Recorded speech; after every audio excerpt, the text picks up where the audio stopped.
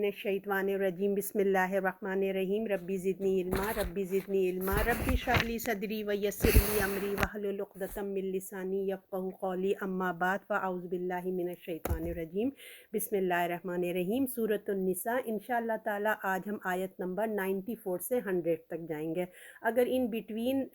وقت زیادہ ہو گیا تو میں پھر اسٹاپ کر دوں گی، ٹھیک ہے، لیکن میری کوشش ہے کہ 100 تک جانے کی۔ اعوذ باللہ من الشیطان الرجیم یا ایہا الذین آمنوا اذا ضربتم فی سبیل اللہ، یا ایہا الذین آمنوا، یعنی کہ اب اس سے آپ لوگ خود ہی سمجھ گئے ہیں کہ یہ بات کس سے ہو رہی ہے، مومنوں سے بات ہو رہی ہے۔ تو اللہ تعالیٰ سب سے پہلے مجھے اور آپ سب کو سن کے ہمیں عمل کرنے والا بنائے ان آیات پہ۔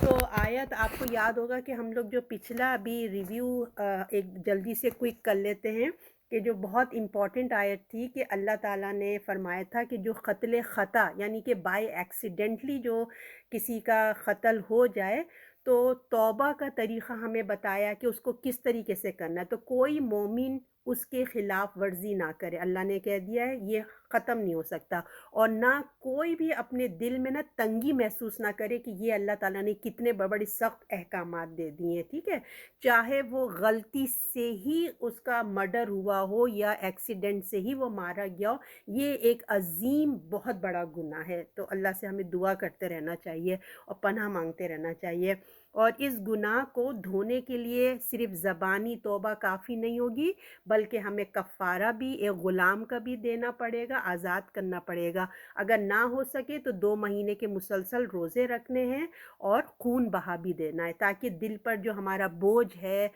وہ اللہ تعالیٰ نے کہا اس کو مٹ سکے وہ۔ اور یہ ایک ایسا عمل ہے کہ اس میں صرف زبانی توبہ کے ساتھ ساتھ کیا ہے، مال بھی نکالنا ضروری ہے۔ اور جو آخری آیت تھی، اب انسان یہ نہ ہو سکتا ہے کہ وہ جان بوجھ کر بھی کسی کو قتل کر دے، تو عدالت سے جب یہ بات ثابت ہوگی نا کہ یہ جو مرڈر ہے وہ بائی مسٹیک نہیں ہوا بلکہ پرپزلی کیا گیا ہے، تو اس کی سزا اور ایک کافر کی سزا، یعنی کہ سوچیں یہ دونوں سزائیں جو ہے نا، کافر کی اور قتل جان بوجھ کے، دونوں کی سیم سزا ہے،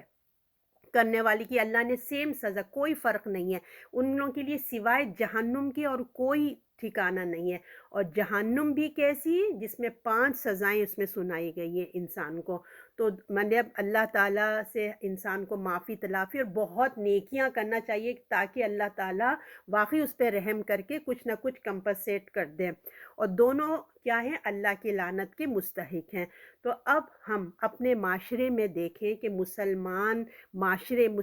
کنٹری میں دیکھیں کہ مسلمان اللہ کے مقابلے میں کتنا سرکش ہو چکا ہے، معمولی چیزوں پہ، مذہبی اختلافات پہ مرڈر ہو جا رہے ہیں، سیاست کا کوئی تقاضا ہے مرڈر کر دو، کوئی بھی جائیداد کا مسئلہ ہے اس کے پیچھے، کوئی عزت کا معاملہ آ گیا، بیٹی نے شادی کر لی کسی اور سے، ان کی عزت کا معاملہ آ گیا، چھوٹی چھوٹی باتوں پہ اللہ کے احکام کو، انسان کی زندگی کو ان کے لیے حقیقت ہی نہیں رکھتی۔ اور اللہ نے صاف کہہ دی کہ ایک مسلمان پہ دوسرے مسلمان پہ سب سے بڑا حق یہ ہے کہ اس کی جان کی حفاظت کی جائے۔ یہ بہت امپورٹنٹ آیت تھی، اس لیے میں نے اس کو ریویو کر دیا۔ اور آج کی آیت میں بات ہو رہی ہے بسم اللہ الرحمن الرحیم، اے ایمان والو، جب اللہ کی راہ میں تم سفر کرو تو تم جو ہے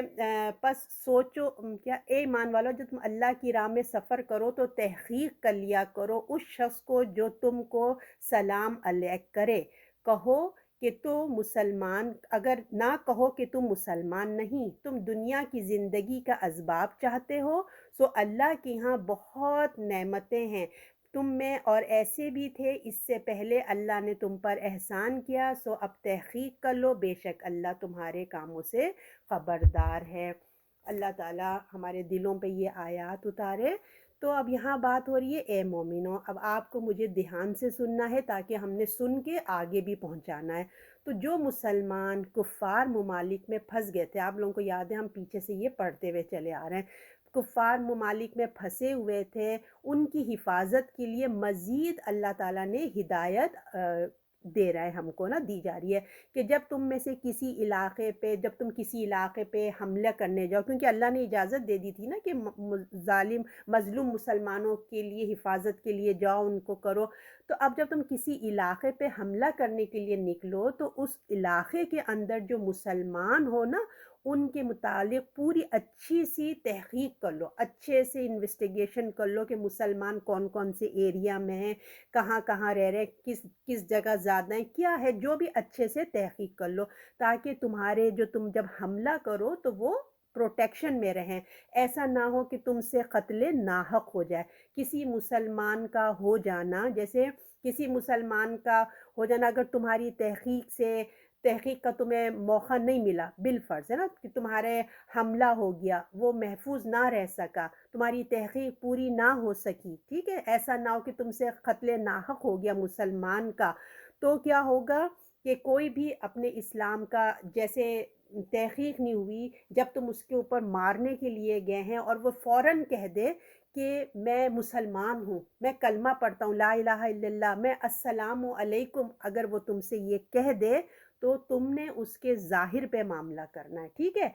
یہ نہیں کہ تم یہ کہو کہ نہیں نہیں یہ تو اپنی جان بچانے کے لیے کر رہا ہے، آخری وقت دیکھ رہا ہے موت قریب ہے تو اپنا کلمہ پڑھ رہا ہے، سلام کر رہا ہے، نہیں، اللہ نے کہا اسٹاپ، اگر وہ تم سے سلام کر رہا ہے، سلامتی مانگ رہا ہے، تو کلمہ پڑھ رہا ہے تو تم نے اسٹاپ ہو جانا ہے، ٹھیک ہے، ہو سکتا ہے جنگ کے دوران میں کوئی کلمہ کوئی سلام کر دو، تم نے اپنی تلوار کو روک دینا ہے، یہ ہے ایک مسلمان کی عزت اور احترام، سلام اور کلمے کی برکتیں۔ اب جب کیا کہے گا، وہ کیا کہے گا، اے ایمان والو جب تم اللہ کی راہ میں نکلو تو تحقیق کر لو یہاں اور اس شخص کو جو تم کو سلام علیک کرے، تو نہ تم کہو کہ تم مسلمان نہیں ہو، تو السلام علیکم یا کلمہ پڑھ دینا۔ تو جب دیکھیے اس وقت نا ایک مسلمان جو تھے نا، ایک مطلب مسلمان دھیرے دھیرے مطلب ایک اس وقت کا ایک مسلمان جو ہے وہ مسلمان کہتا تھا، سلام کر کے ہی کہہ رہے گا نا، دوسرے کو مسلمان کو سلام کرتا تھا، تو اس کا مطلب میں تمہارا خیر خواہ ہوں، سلامتی کا مطلب کیا ہے، میں تمہارا خیر خواہ ہوں، دوست ہمدرد ہوں، میں میرے پاس تمہارے لیے سلامتی ہے اور عافیت ہے، لہٰذا دیکھو میں تم سے سلامتی چاہ رہا ہوں تو تم بھی مجھے تکلیف نہیں دو۔ تو جو مارنے والا ہے نا، جب اس سے سلامتی مانگ رہا ہے اور کہہ رہا ہے کہ میں تم کو تکلیف نہیں دوں گا، تو اب تم بھی اسٹاپ ہو جاؤ۔ تو جس طرح دیکھیے عام ہم جو فوج ہوتی ہے نا، جو آرمی ہوتی ہے، ان کے پاس بھی نا کوٹ ورڈ ہوتا ہے، اگر رات کے وقت یا کوئی ان نون قسم کا کوئی شخص نظر آتا ہے تو وہ کیا کرتے ہیں، ان سے پوچھ گچھ کرتے ہیں، ایک دوسرے سے بات کرتے ہیں، تو چند سوالات کرتے ہیں، تو کیونکہ جو ان کا ہی آدمی ہوتا ہے نا، اس کے پاس وہ کوٹ ورڈ ہوتے ہیں، تو جب وہ کوٹ ورڈ کہتا ہے نا تو ان کو پتہ چل جاتا ہے کہ یہ ہمارا ہی آدمی ہے۔ تو سمجھ جائیے ہمارا جو اسلام ہے یا ہمارا جو کلمہ ہے نا، وہ بھی کوٹ ورڈ کی طرح ہے۔ تو اللہ نے کہا ہے کہ اگر وہ تمہیں جنگ کے دوران تم سے کلمہ کہے یا سلام کرے تو تم نے رک جانا ہے۔ تو اس وقت بھی زیادہ تر، کیونکہ دیکھیے عرب ماحول تھا، ایک جیسی زبان تھی، ایک جیسی لباس پہنا کرتے تھے، اور خاص کر جنگ میں تو مطلب پتہ ہی نہیں چلتا تھا نا، تو اسی لیے اللہ نے کہا کہ سلام یا کلمہ پڑھ لیں تو یعنی کہ وہ مسلمان ہے، اور تم یہ بدگمانی نہیں کرو کہ یہ اپنی جان بچانے کے لیے ہم سے دھوکہ دے رہا ہے، ایسا مت کرنا، تم ایسا نہ تم کو، تم اس کو نہیں مارنا، اگر تم نے اس کا مال غنیمت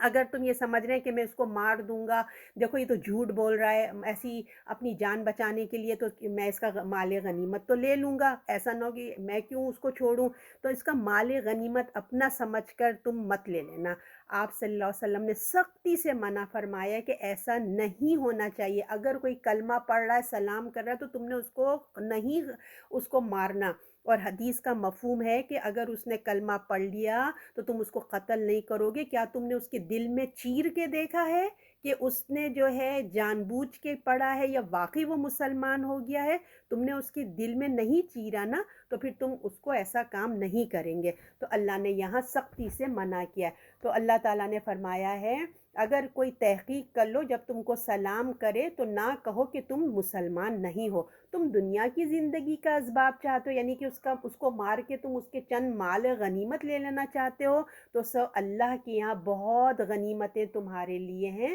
تو پھر اللہ آگے فرماتے ہیں کہ دیکھو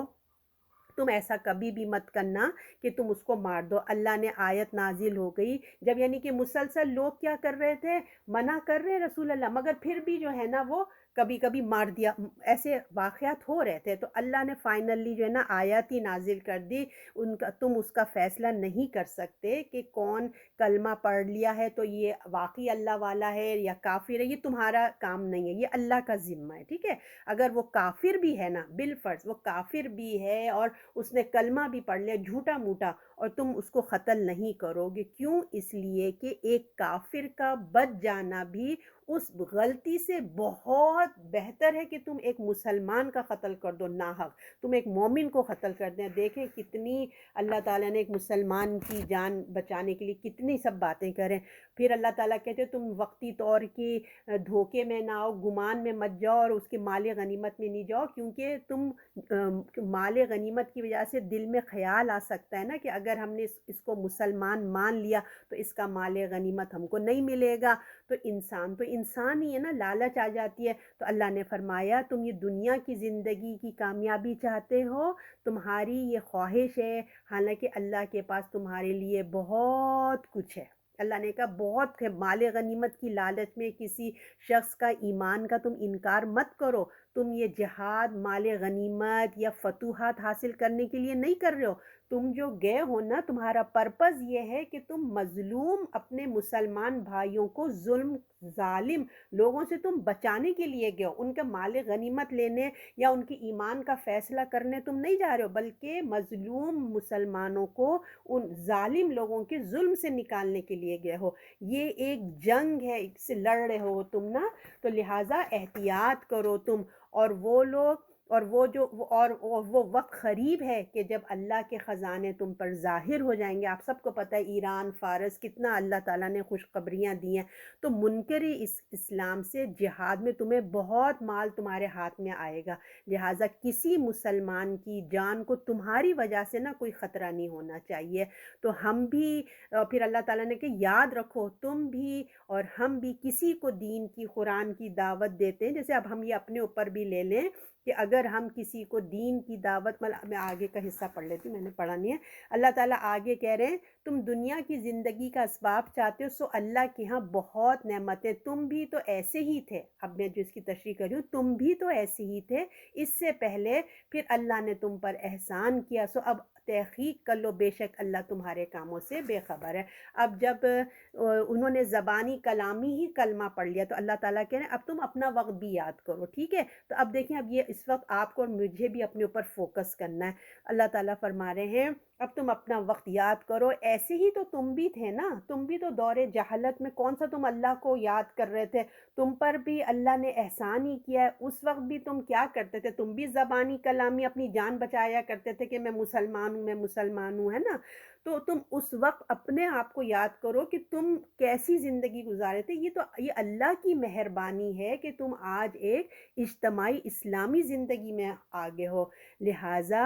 ان کو بھی وقت دو۔ یعنی کہ اگر آج بھی ہم کسی کو قرآن کی دعوت دیتے ہیں، قرآن کی کلاس کی دعوت دیتے ہیں، اللہ کے احکامات بتاتے ہیں، اگر 1 سے 4 دفعہ بھی بتا دیا تو بد دل مت ہو جاؤ، ہے نا۔ اپنے آپ کو یہ نہیں کہو کہ چھوڑو اب ان کو کیا بتائیں، ان کو تو کچھ اثر ہی نہیں ہوتا، چھوڑو کتنی دفعہ فون کریں گے، اب تو وہ آتی ہی نہیں۔ وقفے وقفے سے حکمت کے ساتھ پیار محبت سے ان کو یاد دہانی کراتے ہیں، ہمارا کام یاد دہانی کرانا ہے، ہدایت تو اللہ دے گا نا۔ تو اللہ کہہ رہے ہیں وہ وقت یاد کرو کہ تم بھی ایسے ہی تھے، تو کیا کرنا ہے، وقت صبر کرو، برداشت کرو اور جمے رہو، لگے رہو، اپنا کام تم کو اپنا کام کرتے رہو، ہدایت تو اللہ دے گا۔ تو تم یہ تحقیق کر لو، کوئی غلطی نہیں ہونی چاہیے، اگر غلطی سے اگر تم نے کسی کا مرڈر کر دیا مسلمان کا، تو پھر ہم نے پچھلی آیت میں ہم پڑھ کے آئے نا، اس کا کفارہ بھی دینا ہے، دیت بھی ادا کرنا ہے، اور جان بوجھ کی سزا بھی اللہ نے ہمیں بتا دی ہے۔ پھر اللہ نے آخر میں کہا ہے اللہ تمہارے ہر عمل کی خبر رکھنے والا ہے، وہی فیصلہ کرے گا کون سچا ہے کون جھوٹا ہے، اللہ کے احکام کی فرما برداری کرو۔ تم نہیں سمجھ سکتے کہ اس کے جو اسلام اس نے جان بوجھ کے مطلب جان بچانے کے لیے اختیار کیا ہے یا وہ صحیح مسلمان ہو گیا، یہ اللہ جانتا ہے، اللہ دل کے حال کی علم کے ساتھ خبر رکھتا ہے، اللہ کو پتہ ہے کیا صحیح ہے کیا غلط ہے۔ اب آیت نمبر 95،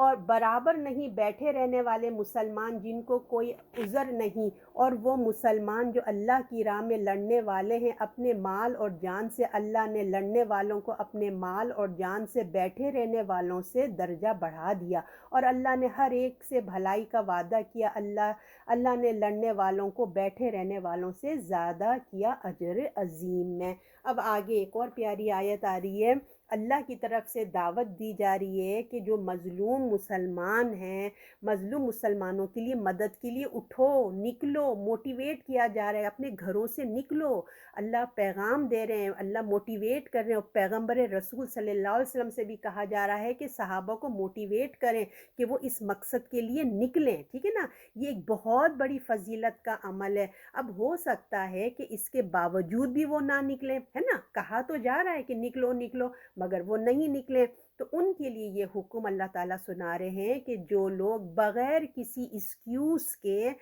جہاد میں نہیں نکل رہے ہیں، ٹھیک ہے نا، اللہ کہہ رہا ہے نکلو، مطلب حکم نہیں دے رہا ہے، لیکن ایک دعوت ہو رہی ہے، یہ دعوت اور حکم میں فرق سمجھیے، یہ ایک اللہ تعالیٰ دعوت دے رہے ہیں، موٹیویٹ کر رہے ہیں کہ نکلو نا، اپنے بھائیوں کو مدد کرو، اس کے کہنے کے باوجود بھی کوئی ایکسکیوز نہیں ہے مگر نہیں نکل رہے ہیں، ٹھیک ہے۔ پھر اللہ تعالیٰ کہہ رہے ہیں کہ یاد رکھیں کہ خدا کے نزدیک یعنی کہ بیٹھے رہنے والے کی اور ایک مجاہد کا دونوں کے اعمال برابر نہیں ہیں، ان کے اجر برابر نہیں ہیں، یہ یاد رکھو۔ تم اگر نہیں نکلتے تمہاری اپنی چوائس ہے، مگر جب جنت میں ان کو درجات دیے جا رہے ہوں گے نا تو پھر تمہیں افسوس آئے گا، ہائے ہم بھی چلے جاتے ہیں، ایویں میں گھر میں بیٹھے ہوئے تھے۔ تو اللہ ابھی سے ہمیں بتا رہا ہے، بار بار اللہ ہمیں یاد دہانی کر رہے ہیں کہ یاد رکھو جنہوں نے جہاد کیا ان کا درجہ بغیر عذر کے یعنی کہ کوئی بغیر ایکسکیوز کے گھر بیٹھے رہنے والوں سے ڈیفرنٹ ہے، ان کے لیے جو اللہ کی راہ میں نکلتے ہیں ان کے اعلیٰ درجات ہیں، ان کے لیے بہت اونچا مقام ہے، کیونکہ دیکھیں یہ صرف میں نے آپ کو کہا نا جہاد کی دعوت دی جا رہی ہے، حکم نہیں ہے۔ حکم کیا ہے؟ حکم جنگ تبوک میں آ گیا تھا کہ نکلو، جیسے تیسے سب نے نکلنا، وہ حکم تھا، اگر اس کی نافرمانی ہوتی تو وہ تو آپ سب سورہ توبہ پڑھ لیں کہ کیا رزلٹ ہوا تھا، یہ اللہ نے دعوت دی ہے۔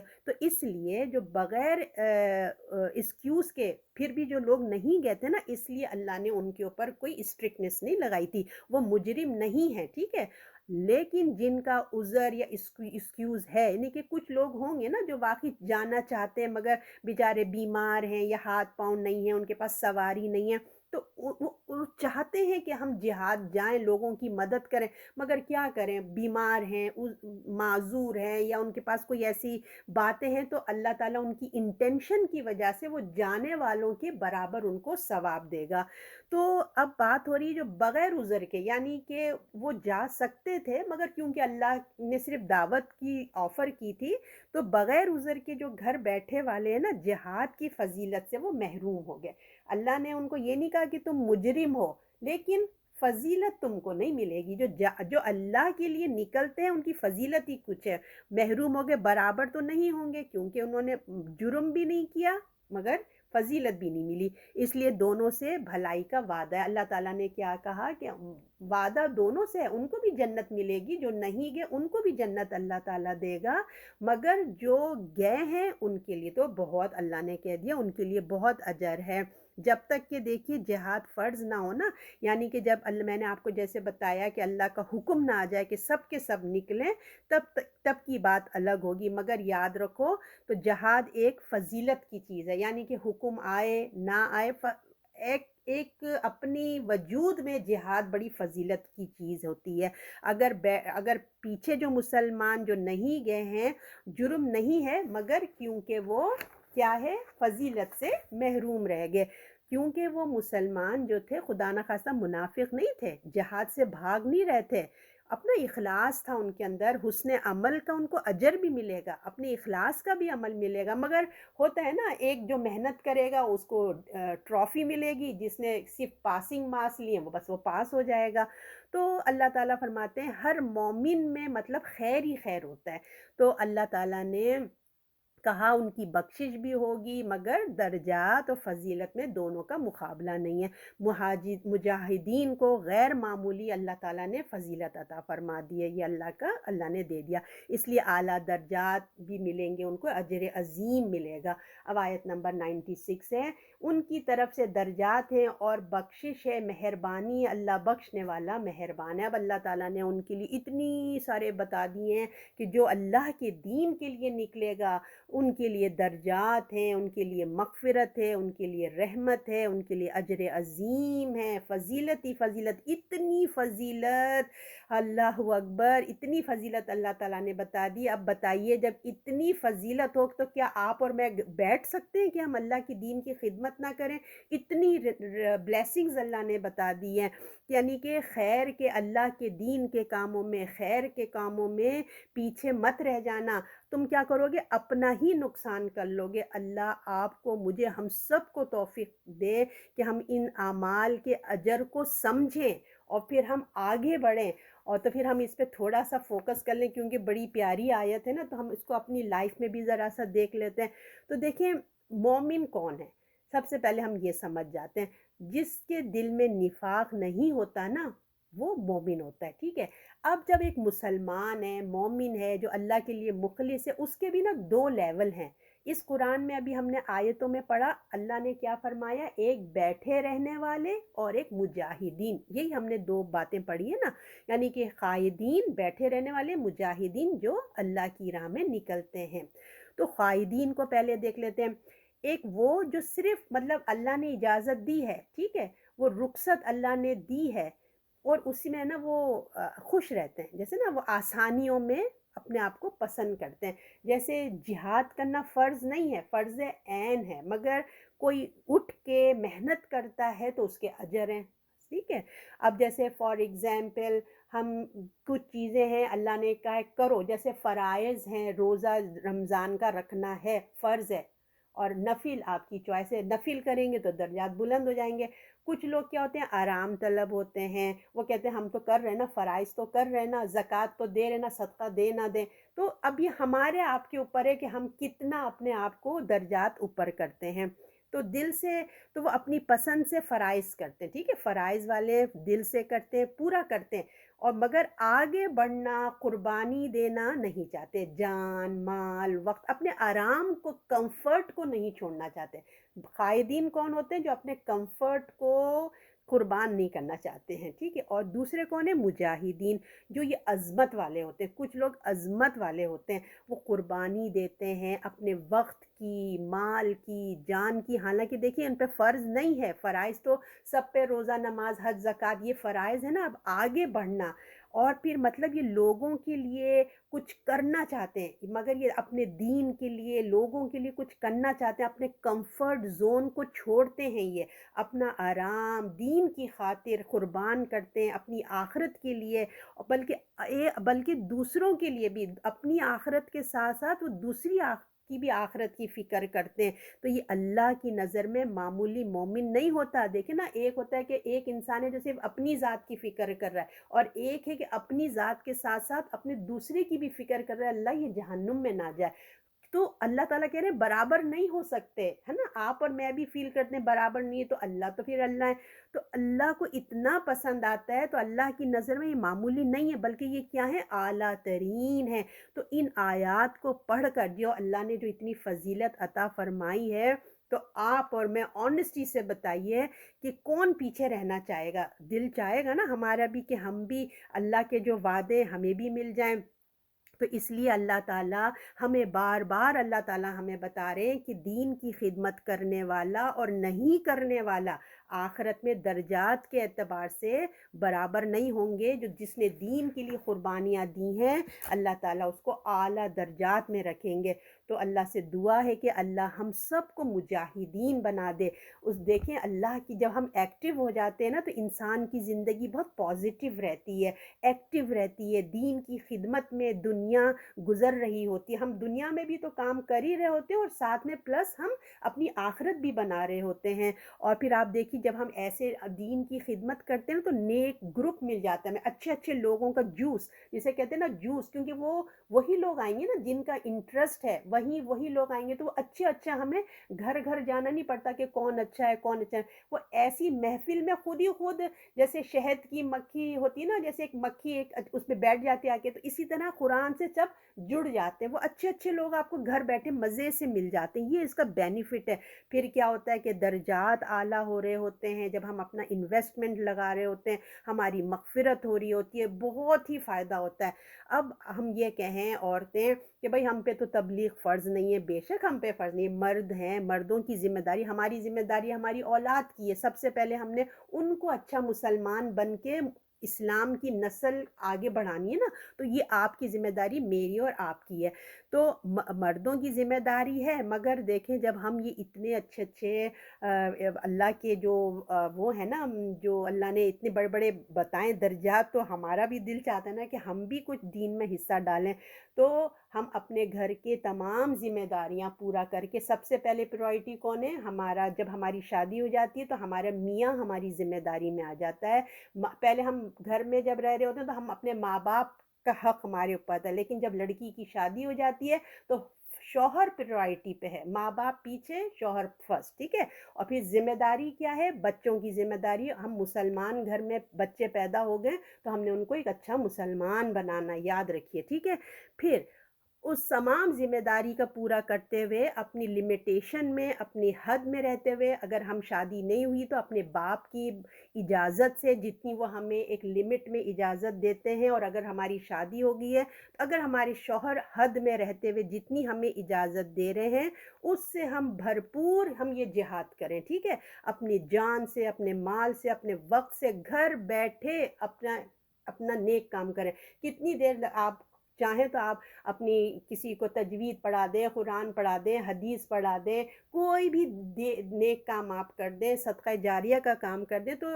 असल चीज़ है कि आप क्या करना चाहते हैं, अल्लाह ताला आपकी इंटेंशंस देख रहा होता है। तो उसकी इतनी फजीलत है कि कौन बताइए इससे पीछे रहना चाहेगा। हाँ, अगर किसी को तमाम चीज़ें ख्वाहिशात करते हुए भी बेचारी इतनी मजबूर है कि वो कुछ नहीं कर सकती, हर तरफ से वो ट्रैप में है, अभी बच्चे छोटे हैं, मियाँ इजाज़त नहीं देता, बहुत सारी बातें हो सकती है, बाप इजाज़त नहीं देता, भाई लोग नहीं इजाज़त, लेकिन दिल में तड़प है उसके। तो अल्लाह ताला अगर उसको मौका ना भी मिले ना, अल्लाह ताला उसका अजर उसका को दे देंगे, ठीक है। क्योंकि उसकी इंटेंशन थी, उसकी तड़प थी, क्योंकि अल्लाह के रसूल ने हमें बताया ना कि आमाल का दारो मदार नीयत पे है। तो अल्लाह हम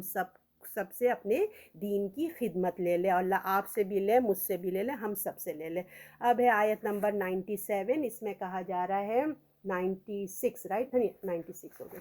अब इसमें 97 में कहा जा रहा है, वो लोग जिनकी जान फरिश्ते इस हालत में निकालते हैं कि वो अपने बराबर कर रहे हैं, अपना बुरा कर रहे हैं, उनसे फरिश्ते कहते हैं कि तुम किस हाल में थे, वो कहते हैं हम बेबस थे इस मुल्क में। फरिश्ते कहते हैं क्या अल्लाह का ज़मीन कुशादा ना थी कि तुम वहाँ से हिजरत कर जाते, ऐसों का ठिकाना दोज़ख है और वो बहुत बुरी जगह है। तो देखिए, अब हम पिछली आयत में पढ़कर आ गए हैं,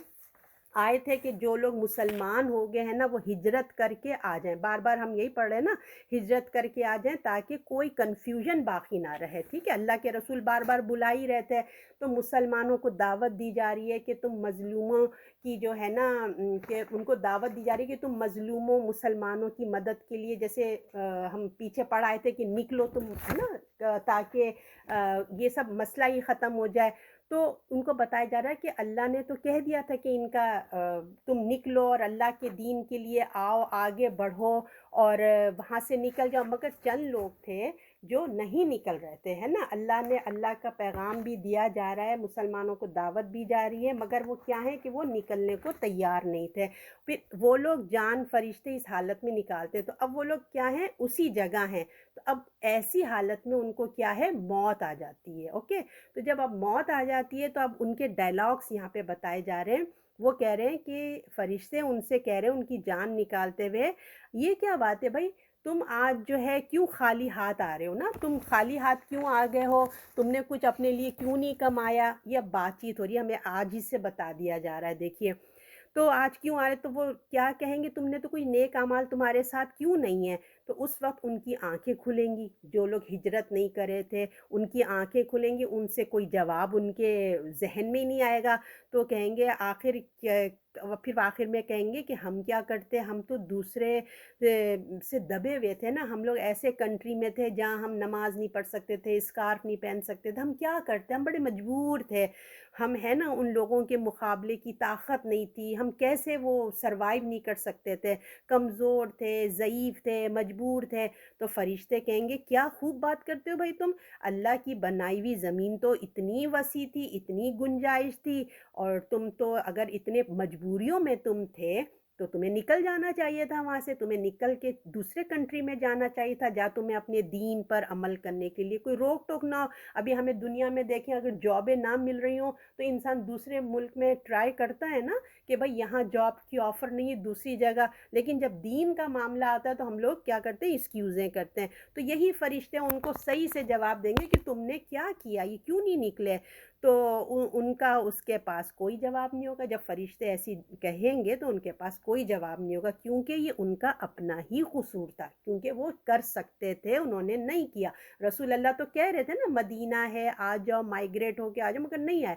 تو ان کے لیے ایسے لوگوں کا ٹھکانہ کیا ہے، جہنم ہے۔ تو اللہ تعالیٰ فرمائیں گے اللہ نے کہہ دیا کہ اللہ کو بھی پرواہ نہیں ہے، اللہ نے کہا ان کا ایمان اب مجھے قابل قبول نہیں ہے، اللہ کو کیا پرواہ، جب ان کو اپنے اللہ کی دین کی تڑپ نہیں ہے تو اب مجھے بھی ان کا کوئی، ان کی مجھے کوئی پرواہ نہیں۔ تو ان کا انجام کیا ہے، ان کا انجام دوزخ ہے، وہ بہت برا ٹھکانہ ہے۔ تو دیکھیں ہمیں بھی نا اپنی نیکیوں پہ بھروسہ کر کے نہیں بیٹھنا چاہیے، ہمیں بھی نہیں پتہ کہ آج ہم الحمدللہ ایمان پہ ہمارا اینڈ کہاں پہ ہوگا۔ یہ بھی تو مسلمان ہی تھے نا جن کی آیت ہم پڑھ رہے ہیں، یہ بھی مسلمان تھے، جن کا اینڈ کیا ہو رہا ہے آپ یہ دیکھیں کہ اسی حالت میں ان کی موت آ جاتی ہے اور ان کا اینڈ کیا ہوا۔ تو صرف مسلمان ہونا کافی نہیں ہے، بلکہ ایمان کے ساتھ موت آنا اصل بات ہے، اصل بڑی بات ہے۔ صرف مسلمان ہو گئے اور ہم اچھے کام نہیں، ہمیں نہیں پتہ کہ آج ہم اچھے ہیں، اللہ نہ کرے ہم کسی غلط محفل میں نہ چلے جائیں، کچھ بھی آگے کی زندگی کے لیے ہمیں دعا کرتے رہنا چاہیے۔ تو ساری زندگی بعضوں کی دیکھیں اچھی گزرتی ہے، مگر آخری وقت اگر غلط کاموں میں چلے گئے تو بڑا مسئلہ ہو جائے گا۔ تو اللہ سے دعا کرتے رہنا چاہیے کہ اللہ ہماری زندگی اچھے اچھے کاموں میں گزرے اور ایمان کے ساتھ ہماری موت آئے۔ اب ہے 98 آیت، اس میں بتایا جا رہا ہے مگر جو بے بس ہیں مردوں میں اور عورتوں میں اور بچوں سے جو نہیں کر سکتے کوئی تدبیر، بیمار اور نہ جانتے ہیں کہیں راستہ۔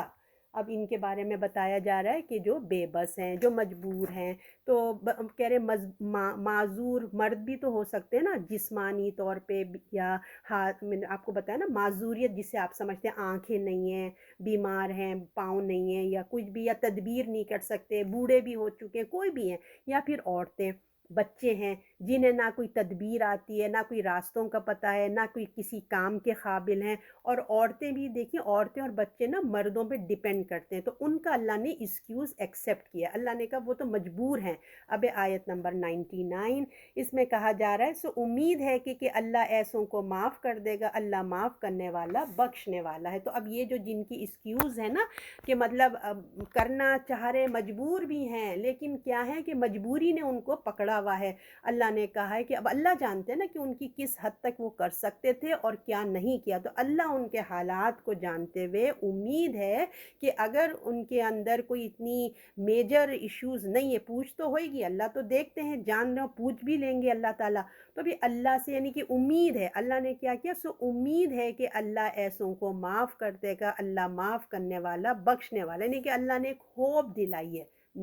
انشاءاللہ امید ہے کہ اللہ تعالیٰ ان سب کو جانتا ہے، ان کے معاملے کو بھی جانتا ہے، لہٰذا امید ہے کہ اللہ ان کو معاف کر دے گا اور بخشنے والا مہربان ہے۔ اب آیت نمبر 100، یہ لاسٹ ہے، اور جو کوئی اللہ کی راہ میں وطن چھوڑے گا وہ پائے گا زمین، اور وہ پائے گا زمین بہت اللہ کی جگہ کشائش، جو کوئی اپنے گھر سے ہجرت کر کے نکلے اللہ اور رسول کی طرف، پھر موت اس کو آ پکڑے تو مقرر ہو چکا اللہ کے ہاں اس کا ثواب، اور اللہ بخشنے والا مہربان ہے۔ اب یہ آیت بھی بہت، ہر آیت ہی بھائی پاورفل ہے، کیا بتائیں نا، اللہ تعالیٰ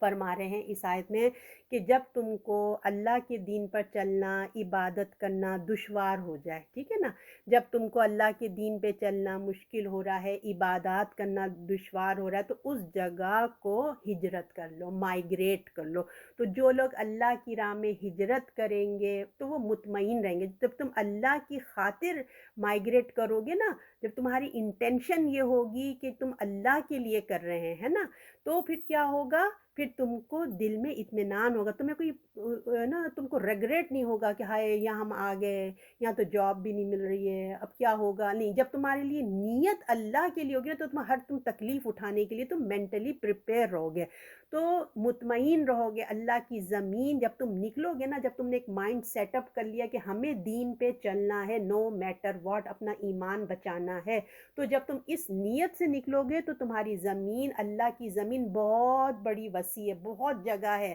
تمہارے اندر خوف کو نکال دو کہ کیا پتہ نہیں کیسے جگہ ملے گی، کھانا پینا ملے گا نہیں ملے گا، جاب ملے گی نہیں ملے گی، کچھ نہیں پتہ۔ تم خالص اللہ کے لیے جب تم ہجرت کرو گے نا، تو تم کو کوئی مشکلات تمہارے لیے نہیں آئیں گی، ٹھیک ہے، تم مطمئن رہو گے، ایمان کے ساتھ رہو گے۔ اور پھر کیا ہے، دین اور ایمان کے لیے جب تم ہجرت کرنا، دیکھیں کوئی آسان کام نہیں ہوتا، یہ ایک امتحان ہوتا ہے۔ دنیا کی لالچ کی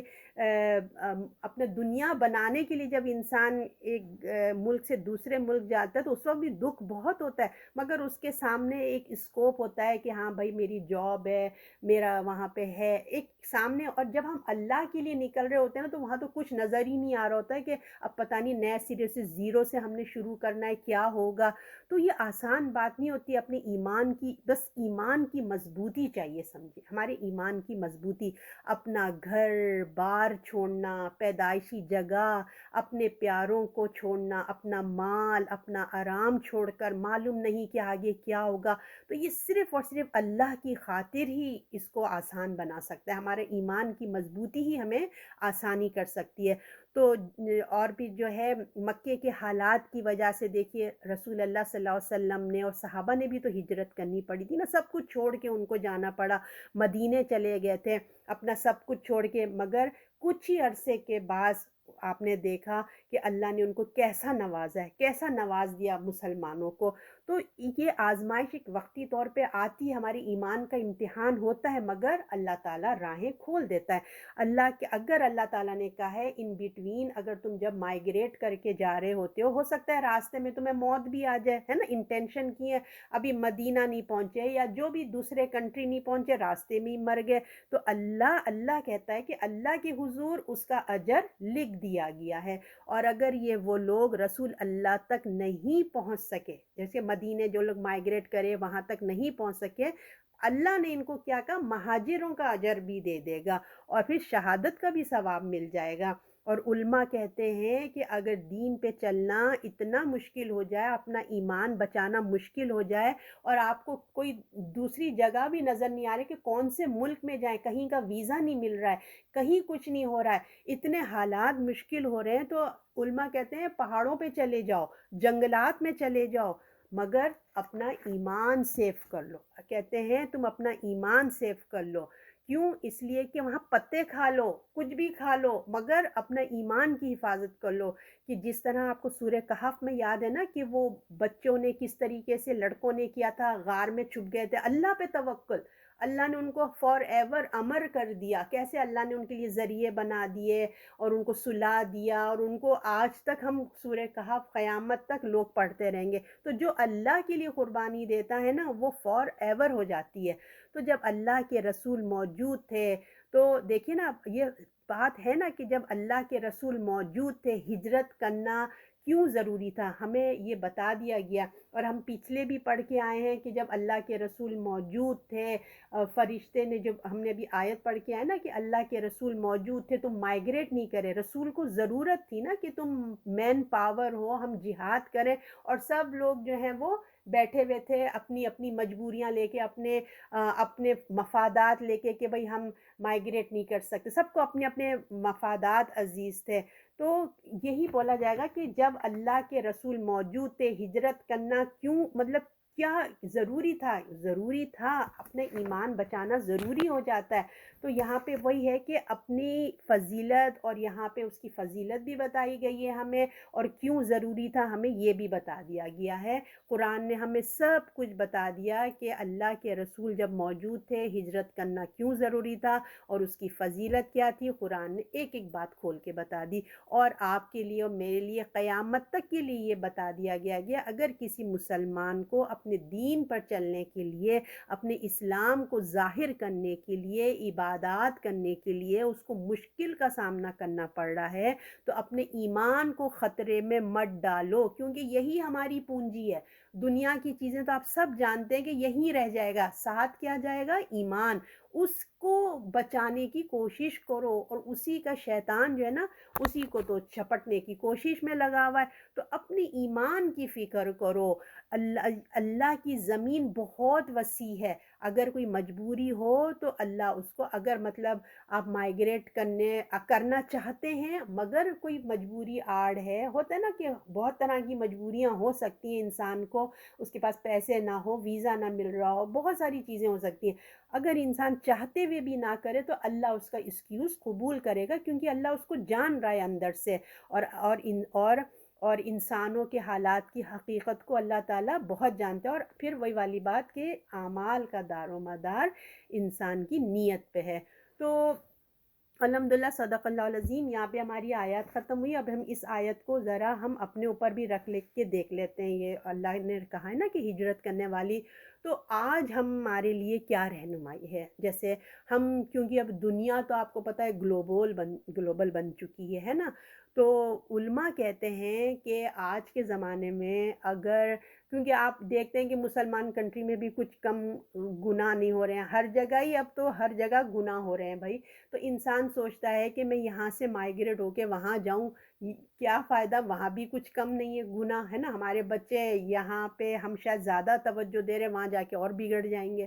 اپنے ہی لوگوں کو دیکھ کے۔ اور طرح طرح کے سوالات ہر ایک کے ڈیفرنٹ ہوتے ہیں۔ تو علماء کہہ رہے تھے کہ اگر ایسی نوبت نہیں آ گئی ہے کہ جیسے بہت مشکلات، جیسے نا بہت مشکلات ہیں، جیسے چائنا میں آپ نے دیکھا کتنے لوگوں کو تکلیفیں دے رہے ہیں، مار دے رہے ہیں،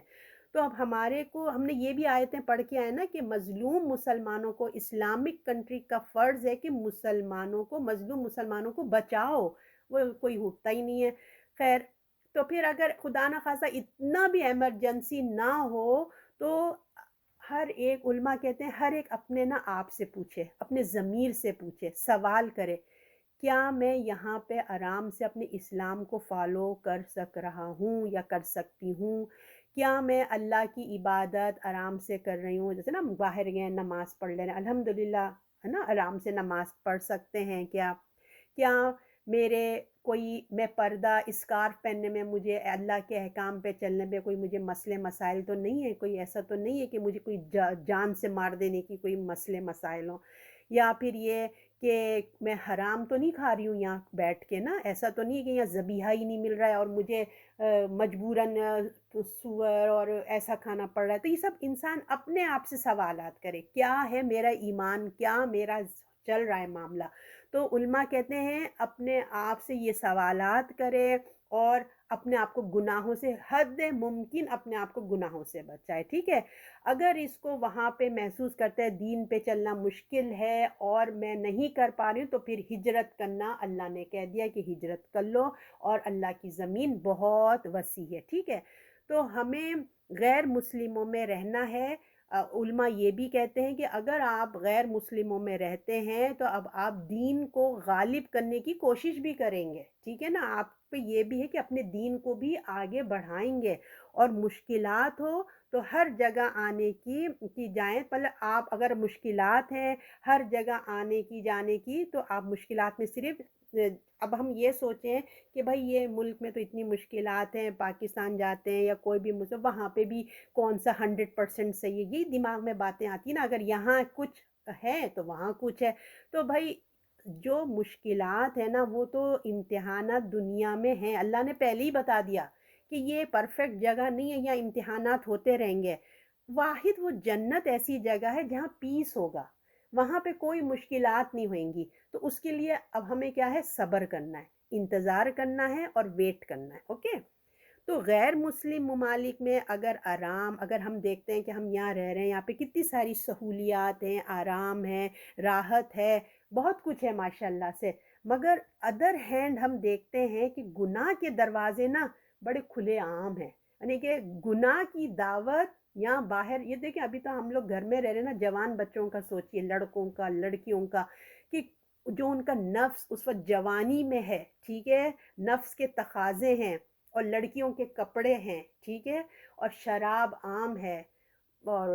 کیا کہتے ہیں، کلبز کھلے ہوئے ہیں، شراب کی دکانیں، لڑکا لڑکی جو بچہ چاہتا ہے، جو ہمارا نفس چاہتا ہے جوانی میں کہ میرے ساتھ بھی ہو، میں بھی ایسے کروں، سب کھلے عام ہے یہاں پہ، ٹھیک ہے، ایک طرف سہولیات ہیں، دوسری طرف کھلے عام دعوت ہے، اور یہاں پہ عورتیں بالکل ان کے پاس تو کپڑے نہ ہونے کے برابر ہے، شراب عام مل رہی ہے، زنا عام ہے، تو گناہوں سے بچنا اتنا آسان نہیں ہے۔ آپ اور میں اس عمر میں ہیں کہ ہماری خواہشات ختم ہوئی ہیں،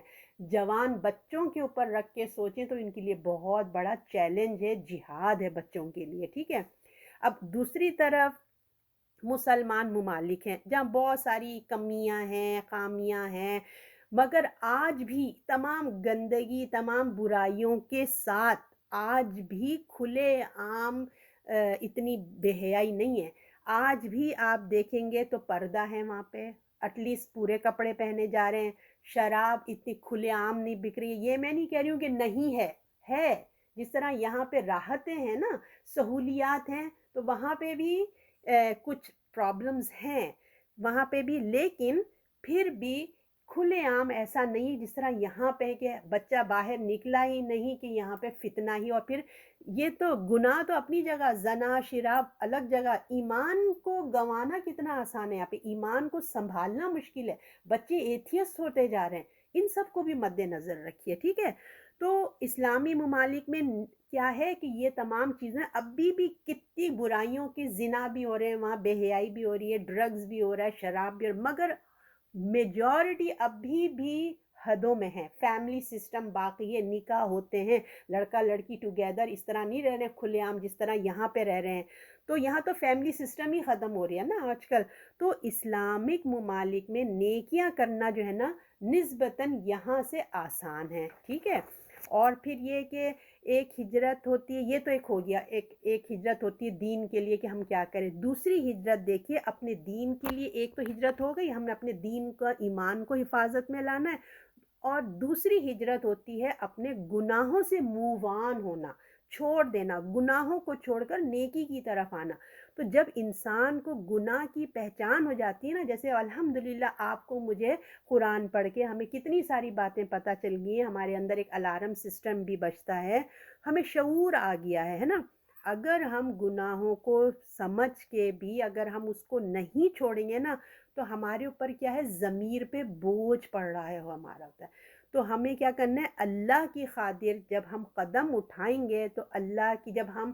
سمجھ رہے ہیں کہ یہ ایک چیز صحیح نہیں ہے، ہم نے پڑھ لیا ہے، ہمیں ایکشن کرنا ہے، مگر ہمیں کیا ہے، فیملی کا ڈر لگ رہا ہے، شوہر ناراض ہو رہا ہے، یا سسرال والے ہیں، بھائی بہن ہیں، بھائی ہر ایک کی فیملی کا ایک اپنا الگ الگ سسٹم ہے، تو ہم کیا کر رہے ہیں، ہم موٹیویٹ نہیں ہو پا رہے، ہم کر نہیں پا رہے ہیں، ٹھیک ہے نا، بہت ساری پابندیاں، تو ہم ایک طرف اللہ ہے، ایک طرف گھر والے ہیں، اور ہمیں پتہ بھی چل گیا، تو اب ہمیں اپنے اللہ کی خاطر لے کے نا اسٹینڈ لینا چاہیے، کیوں؟ اس لیے کہ لوگ تو کسی حال میں خوشی نہیں رہتے، آپ کچھ کر لو، وہ ان کے تو کچھ نہ کچھ، اگر اس چیز سے خوش ہو جائیں گے تو دوسرے اسٹیپ پہ ناراض ہو جائیں گے، ہمیں تو اپنے اللہ کو خوش کرنا ہے نا، تو ہم اپنے اللہ کی خاطر اپنے آپ کو اسٹینڈ لے لیں، کیوں؟ اس لیے کہ اللہ کے ہاتھ میں ہے سب کے دل، اللہ چاہے تو یوں پھیر دے، اگر ہمارا امتحان اللہ لینا چاہے گا، جب امتحان ختم ہو جائے گا تو وہی انسان آپ کا مدح، آپ کو پسند کرنے لگے گا، تو جب ہم اللہ کی خاطر اسٹینڈ اپ ہو جاتے ہیں، اللہ کی خاطر، اللہ کے احکام کی خاطر ہم نے جہاد کر لیا، اسی کو جہاد کہتے ہیں، ہم نے جہاد کر لیا، اللہ کی خاطر اسٹیپ لے لیا، تو اللہ تعالیٰ جو ہے نا دوسرے کے دل میں ہمارے لیے نرمی ڈال دیں گے، اور پھر کیا ہے، ہمیں اجر بھی ملے گا۔ शुरू में मुश्किलात तो होंगी, जो हम काम नहीं कर रहे थे करेंगे तो ऑफ कोर्स मुश्किल होंगी, हमारे ईमान का टेस्ट भी है, हमें सब हालात से गुजरना भी पड़ता है। फिर क्या होगा, स्लोली स्लोली हमें अच्छे काम अच्छे लगेंगे, हमारा दिल खुश होगा, उससे क्या होगा, हमें मोटिवेशन मिलेगा और हम नेकी के आदी हो जाएंगे। तो अब हमने क्या, इस तमाम होल सोल हमने क्या सीखा आज के अपने सबक से, कि हम किसी पे बदगुमानी ना करें। कोई अगर इस्लाम कबूल करता है, अल्लाह ताला उसके ज़ामिन है, अल्लाह ताला करेंगे। किसी को नाहल कत्ल अल्लाह ताला ने सख्त नापसंदीदा किया है। और अगर हम कोई गलत काम करते हुए हमारी मौत ना आए, क्योंकि देखिए मौत का तो कोई वक्त ही नहीं है ना, आपको पता है। अगर खुदा ना खास्ता हम कोई गलत कामों में मसरूफ़ हों और मौत आ जाए, तो ज़रा सोचें कि फ़रिश्ते आएंगे हमसे पूछेंगे ये क्या भाई, अभी कुरान पढ़ रहे थे और अभी ये क्या हो रहा है। तो फिर हमें वॉच करना है अपने आप को, क्योंकि मौत किसी भी वक्त आ सकती है। और फिर हमारा ऐसा ना हो कि खुदा न खास्ता अंजाम बिल खैर की हमें दुआ करते रहना चाहिए। और फिर अल्लाह ताला ने ये भी फरमाया कि उनके जो भी दीन के लिए आगे बढ़ते हैं और अल्लाह के दीन की खिदमत करते हैं और दूसरे लोगों के लिए भी दीन की आखिरत की फ़िक्र करते हैं, उनके दर्जे और एक आम इंसान के दर्जे बराबर नहीं हैं। और फिर ये भी अल्लाह ताला ने हमें बताया कि क्या बताया कि हाँ, जो लोग अपना हिजरत करते हैं, जैसे मैंने अभी पता है हिजरत दीन के लिए भी होती है और अपने नफ्स का तज़किया भी है। और जो करेगा उसको बहुत अजर है, चाहे वो अपने दीन के लिए हिजरत करे, चाहे अपने नफ्स के लिए करे, तज़किया करे, उसके जन्नत में आला दर्जात हैं। अल्लाह हमें अल्लाह के अहकाम पे चलने वाला बनाए, ईमान की ताकत वो क़ुव्वत अता फ़रमाए, जो हम इन तमाम अहकामात पे चलने वाले बन जाएं। सदक़ल्लाहुल अज़ीम।